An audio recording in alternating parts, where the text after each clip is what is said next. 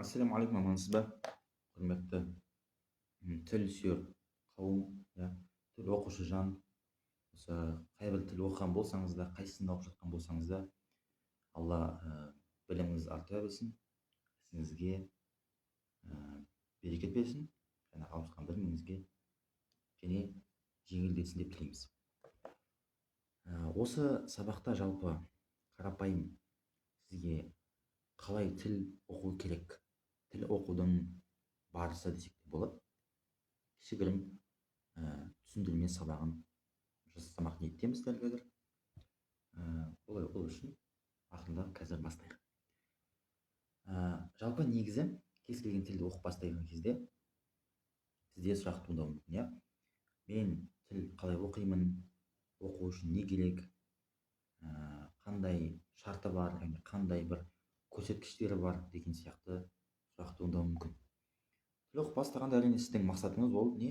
Мақсатыңыз тілді жаңағы емін еркін сөйлесе білу. Енді мақсат көп әрине, бірақ жалпы мағынада айтқанда, сіз кіммен болса да сөйлескен кезде де, жаңағы тыңдаған кезде де бір нәрсені ешқандай қиындықтың тумағанын қалайсыз, жалпы айтқан кезде.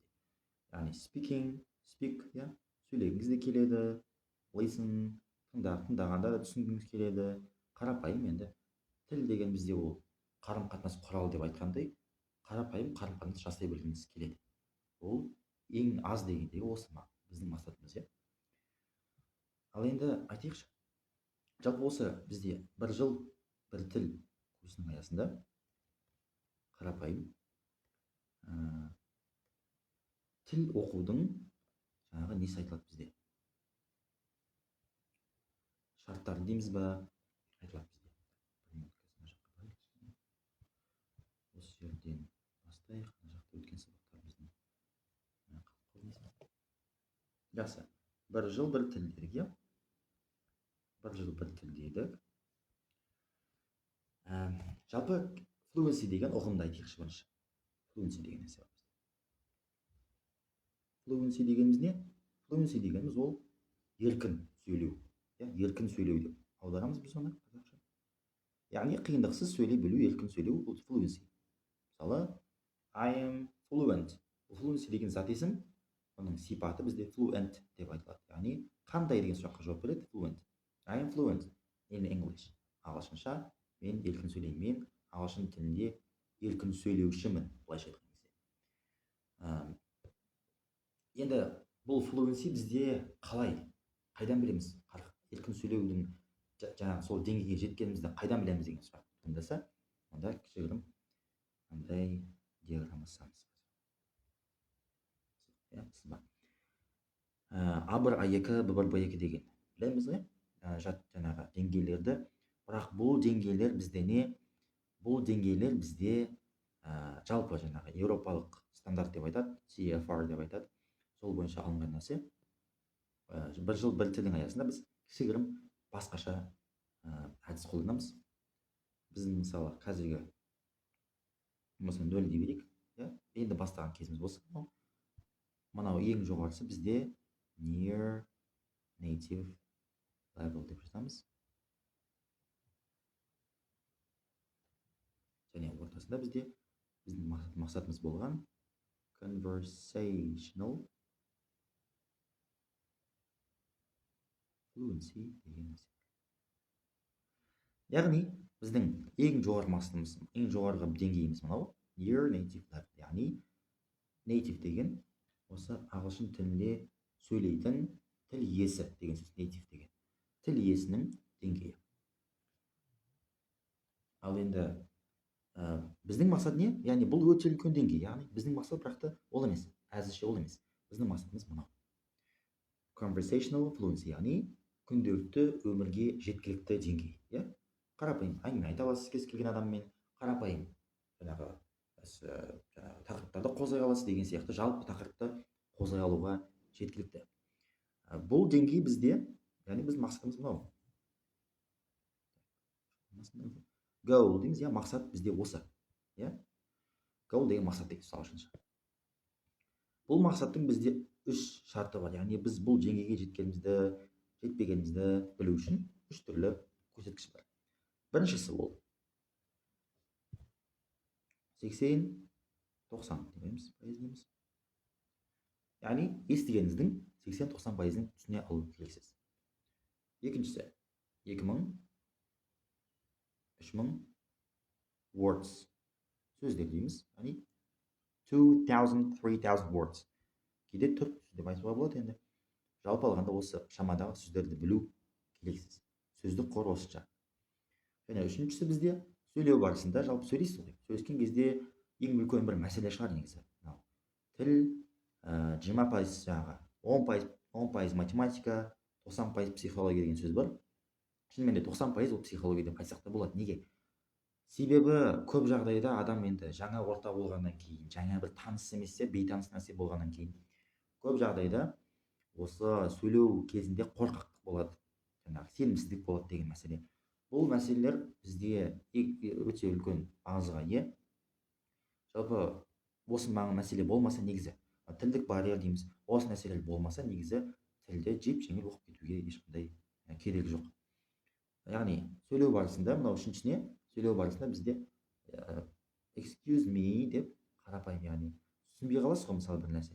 Түсінбей қалған кезіңізде сіз адамды тоқтатып, шетелдік болсын, басқа адам болсын, тоқтатып, excuse me, please stop деп айтсаңыз да, әйтеуір қалай болса да, тоқтатып сіз мынаны түсіндіріп жібересіз бе, өтініш деген сияқты. Мен мынаны түсінбедім, сонда қалай деген сияқты ше.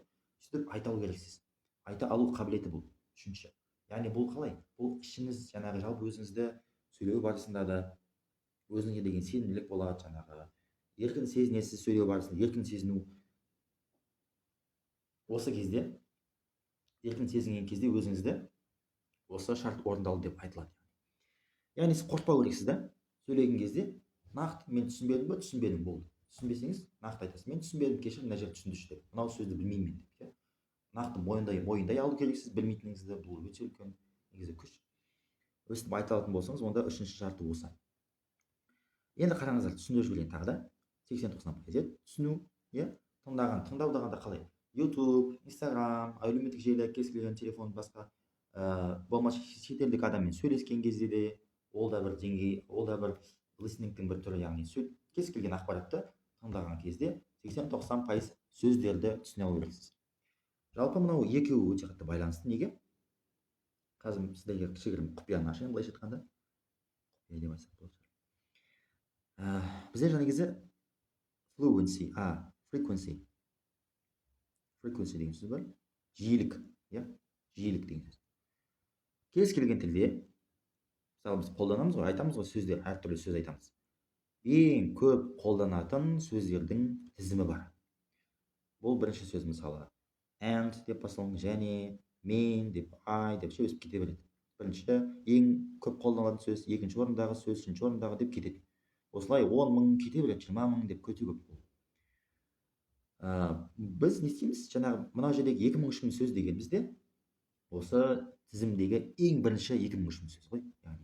Ал сіздің тыңдайтыныңыз 80-90% ақпаратыңыз, сөздеріңіз, яғни ол да бізде осы 2000-3000 сөз, осы 2000-3000 сөз де осы 80-90%-ға ішіне кіреді, яғни мысалы үшін бүйтіп тағы мысал келтірейік сізге.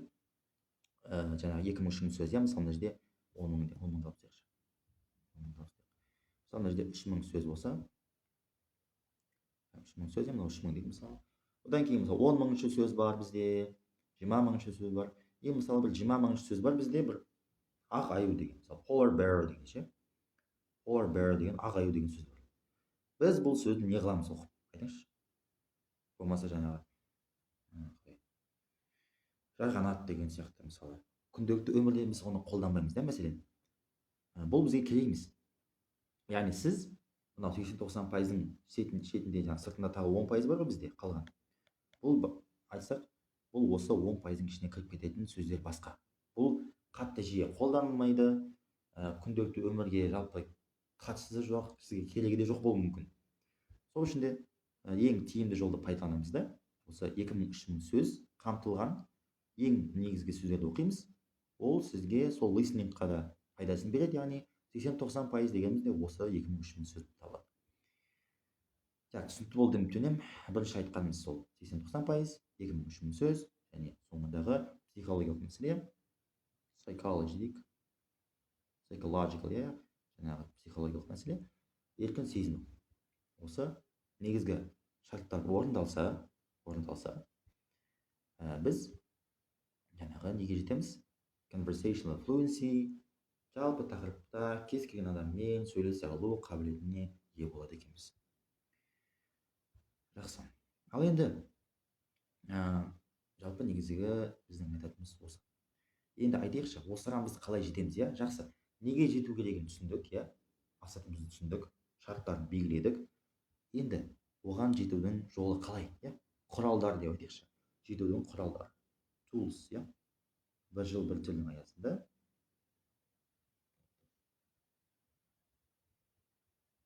қандай құралдар қолданамыз? Бірінші, бұл content. Екінші, frequency list, жаңа айтқанымдай, жаңағы тізімді пайдаланамыз біз. Үшінші, осы тізімді қолдану үшін Anki деген бағдарлама бар. Anki'ді де қолданамыз, яғни Anki'дің ішінде осы қамтылған. Одан кейін төртінші бізде бар. Жаңа self-talking дейді. Төртінші chatting дейді. Чат деген білесіздер, әңгімелесу, қарапайым. Аудио болсын, жазып болсын, сөйлесу. Бұған арнайы бізде Discord деген бағдарлама бар, қосымша бар. Осыны қолдансақ болады. Басқа да жол бар енді. Жаңағы чат рулетка деп айтып жатады ғой. Жаңағы Omegle деген сияқты басқа да жаңағы әлеуметтік онлайн түрлер көп. Бірақ бір негізгі мақсат неде? Сөйлесуде. Және соңғысы бесінші бізде self-talking. Self-talking дегеніміз ол бізде өз-өзіңмен сөйлесу деген сөз. Оған қатысты journaling деген жаттығуымыз бар. Осыны орындау арқылы ойлануды да, сөйлесуді де, ағылшын тілінде сөйлемдерді құрастыруды да үйренуге болады. Осындай құралдар бар. Енді біріншіден бастап ақырындап айтайын. Content дегеніміз қалай? Content дегеніміз былай. Мысалы, контент, иә. Контент деген жалпы ақпарат. Кез келген ақпарат. YouTube болады, жаңағы Instagram болады. Енді қазір әлеуметтік желі болғаннан кейін көбінесе қолданыста. Көбінесе осы әлеуметтік желімен жұмыс істейміз. Не болмаса кітаптар, подкасттар, басқа да болмаса тағы не бар? Anki да негізі кіреді. Мынау үшінші орында тұрған Anki деп. Бұл да негізі контентқа кіреді, өйткені ақпараттың бұл да бір түрі болып табылады. Мысалы үшін сіз Құранды оқыған кезде де, иә, Құранның егер ағылшынша аудармасын көрсеңіз де, болмаса, білмеймін, сізге не қызық? Не қызық? Жалпы бұл нәрсе контент қызығушылыққа негізделу керек. Мысалы, сізге не қызық? Сол нәрсені ағылшын тілінде көруіңіз керек қой. Сол нәрсені ағылшын тілінде іздеп, сол туралы контент қарап, видео болсын, кітаптар болсын, не қызық? Яғни сізге, мысалы, ешкім мынаны оқы деп, мына кітапты оқы деп бермеу керек. Сізге қызықсыз болса, сіз оқымау керексіз оны. Қызық болса көбінесе, қызық болса ғана нәтиже жақсырақ болады. Себебі сізге қызық емес нәрсені алып келетін болса, онда нәтиже ондай қатты болмайды, не болмаса мүлде сіз оқығыңыз келмей кетеді тілді. Сол үшін бұл жерде маңызды нәрсе айтқандай, тілді контент көру барысында қызығушылыққа назар аударыңыз. Не қызық сізге?